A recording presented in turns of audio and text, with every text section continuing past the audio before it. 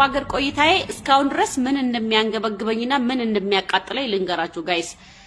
ልብስ መሰብሰቤ፣ ኮተት መሰብሰቤ፣ ሰልባጅ መሰብሰቤ እስካሁን ድረስ በጣም ነው የሚያቃጥለኝ። ደሞኮ ማዳሞቼ የማዳሞቼ እህት ማዳሜ እናቷ ምናምን የቀየሩበት ልብስ ይሰጡኝ እኔ መሰብሰቤ ኢትዮጵያ ልካለው ብዬ ከዛስ አለቃቸውን ብዬ እንደገና ለዛ ልብስ የካርጎ ያ ሁላ ብር ከፍዬ የላኩበት ዱባይ ላይ ዴይ ቱ ዴይ እና ዌር ማርት የሚባሉ አሉ።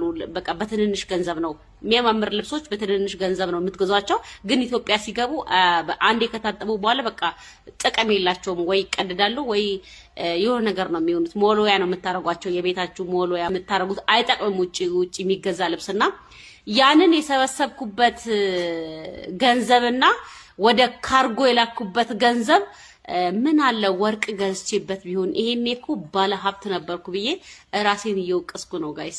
እናንተም አሁን እኮ ከሼን ነሽ፣ ከአማዞን ከአቡ 50 ነሽ፣ ከዌር ማርት ከዴይ ቱ ዴይ እኮ ልብስ ተገዙ ይሆናል። አሁንም እኮ የዛኔኛ የሚነግረን ሰው ስለጠፋ እንጂ ወላሂ ልብስ አልሰበስብም ነበር። አሁን ከዱባይ ያመጣዋቸው ልብሶች ደግሞ የኔዎቹ እኮ ሺቲ ብቻ ናቸው።